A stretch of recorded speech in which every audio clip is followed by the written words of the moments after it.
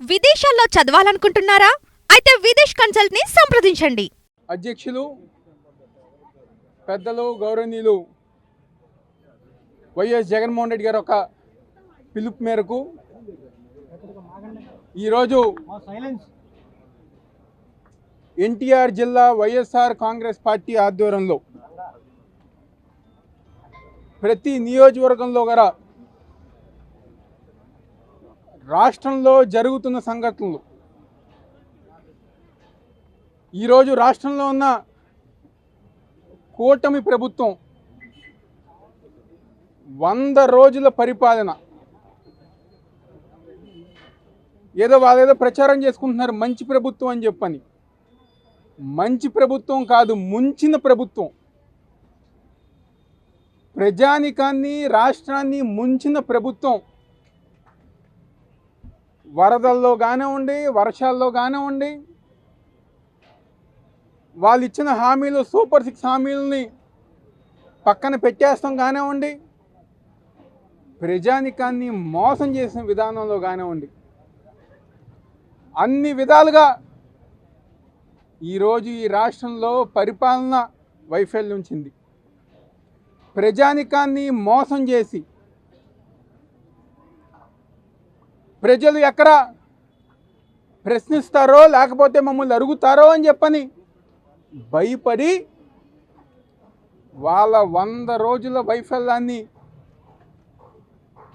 పక్కదారి పట్టించే విధంగా ఈరోజు దేవుడిని గారి రాజకీయాలకి వాడుకోవటం, ఇంత నీచమైన రాజకీయాలు కేవలం ముఖ్యమంత్రి చంద్రబాబు నాయుడు, ఆ కూటమి ప్రభుత్వానికే చెందుతుంది. ఈరోజు నేను విదేశాల్లో, లండన్లో కానివ్వండి, ఢిల్లీలో చదువుకున్నప్పుడు మీది ఏ ఊరు, ఏ ప్రాంతం అంటే మాది ఆంధ్రప్రదేశ్ అనగానే విదేశంలో ఉన్న విదేశ వ్యక్తులు గారా, ఓ ఆంధ్రప్రదేశ్ అంటే బాలాజీ టెంపులా అని ఎంతో గర్వంగా, గొప్పగా భారతదేశంలో ఉన్న ప్రజానికం చెప్పుకునే వెంకటేశ్వర స్వామి టెంపుల్, తిరుమల తిరుపతి దేవస్థానం ఒక ప్రతిష్టను దిగజార్చిన కూటమి ప్రభుత్వం నారా చంద్రబాబు నాయుడు. ఆ ప్రసాదం కోసం ఎంతోమంది వేరే రాష్ట్రాల వాళ్ళు కానివ్వండి, వేరే దేశాల వాళ్ళు కానివ్వండి, ఆ ప్రసాదం తింటే ఎంతో మహాభాగ్యంగా భావించే ప్రసాదాన్ని గారా, దాని ఒక గొప్పతనాన్ని గారా ఈరోజు మీడియాలో, నేషనల్ మీడియాలో ఆ ఒక్క ప్రసాదం, ఒక్క ప్రతిష్టను దిగజార్చింది చంద్రబాబు నాయుడు కూటమి ప్రభుత్వం. అంటే మీ వైఫల్యాలని పక్కదారి పట్టిస్తానికి డైవర్షన్ పాలిటిక్స్. వరదల్లో ఫెయిలియర్ ఇదే విజయవాడ నగరంలో. వరద ప్రాంతంలో చిక్కుకున్న ప్రజానికానికి ఎటువంటి న్యాయం చేయకుండా, వాళ్ళని ఆదుకోకుండా ఈరోజు తెలుగుదేశం పార్టీ కూటమి ప్రభుత్వం సంబంధించిన ఎమ్మెల్యేలు, మంత్రులు ప్రజల దగ్గరికి వెళ్తుంటే, వాళ్ళని ప్రశ్నిస్తుంటే దాన్ని పక్కదారి పట్టించడానికి ఈరోజు తిరుమల తిరుపతి దేవస్థానాన్ని గారు ఉపయోగించుకుంటున్నారు. ఇంతకన్నా నీచమైన రాజకీయం ఏ రాజకీయ నాయకుడైనా చేస్తారా, లేకపోతే ఏ రాజకీయ పార్టీ అయినా చేస్తున్నారు? ఈరోజు రాష్ట్రంలో పరిస్థితులు ఒక్కసారి చూస్తే ఆశ్చర్యంగా ఉంది. చివరికి ఆ స్వామివారిని దర్శనం చేసుకోవాలన్నా పర్మిషన్ తీసుకునే పరిస్థితికి ఈరోజు ఈ రాష్ట్రంలో దిగజారిపోయింది. స్వామివారిని దర్శనం చేసుకోవాలంటే హౌస్ అరెస్టులు, నోటీసులు ఇచ్చే పరిస్థితికి ఈరోజు ఈ రాష్ట్రంలో ప్రభుత్వం దిగజారిపోయింది. ఎందుకంత భయం జగన్మోహన్ రెడ్డి గారంటే? ఎందుకంత కోపం జగన్మోహన్ రెడ్డి గారంటే? ఈరోజు జగన్మోహన్ రెడ్డి గారు అనే ఒక వ్యక్తి ముఖ్యమంత్రి కాదు, అయినా ఆయన రోడ్డు మేరకు వస్తుంటే వేలాదిగా, లక్షలాదిగా ఈరోజు జగన్మోహన్ రెడ్డి గారిని అభిమానించే ప్రజానికం అభిమానిస్తుంటే చూసి తట్టుకోలేక ఈరోజు ఈ రాష్ట్రంలో మత రాజకీయాలు తెరలేపిన ప్రభుత్వం కూటమి ప్రభుత్వం చంద్రబాబు నాయుడు. నిజంగా ఆశ్చర్యంగా ఉంది. ఒక పక్క ఈఓ గారేమో వెజిటేబుల్ ఆయిల్ కలిసింది, ఫ్యాట్ ఆయిల్స్ కలిసింది, వనస్పతి కలిసిందని చెప్పని ఒకరోజు చెప్తారు. ఒకరోజేమో ట్యాంకర్లో వచ్చినాయి మేము తిరిగి పంపించామంటారు. 100 రోజులు ప్రభుత్వం మేము మీటింగులు పెట్టుకుని 100 రోజుల్లో మేము ఏం చేసాం చెప్పుకోకుండా కరోనా యానిమల్ ఫ్యాట్ వాడారు అని చెప్పని ముఖ్యమంత్రి గారు చెప్తారు. మళ్ళీ నిన్న మొన్న ప్రెస్ మీట్లో 4 ట్యాంకర్లు నెయ్యి వాడారని చెప్పని, ఆ కల్తీ నెయ్యి వాడారని చెప్పని అంటారు. అంటే ఏంటి నిజం? ఏది నిజం? మీకు అధికారులకి ఈరోజు రాష్ట్ర పరువు కానివ్వండి, ప్రజల జీవితాలు కానివ్వండి, ఒక ఆటలు ఆడుకునే విధంగా అయిపోయింది. ఆంధ్రప్రదేశ్ రాష్ట్ర ఒక పేరుని దిగజార్చే విధంగా ఈరోజు కూటమి ప్రభుత్వం చంద్రబాబు నాయుడు కానివ్వండి, పవన్ కళ్యాణ్ కానివ్వండి, వీళ్ళందరూ గారు వ్యవహరిస్తున్న బీజేపీ కానివ్వండి.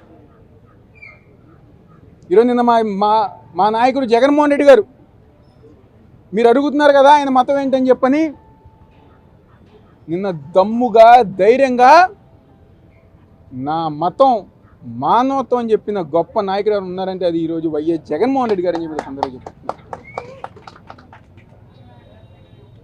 ఈరోజు మేము వెంకటేశ్వర స్వామి గారిని విజయవాడ నగరంలోనే లబ్బిపేట వెంకటేశ్వర స్వామి అంటే చాలా గొప్ప పేరు ప్రతిష్ట ఉన్న దేవాలయం.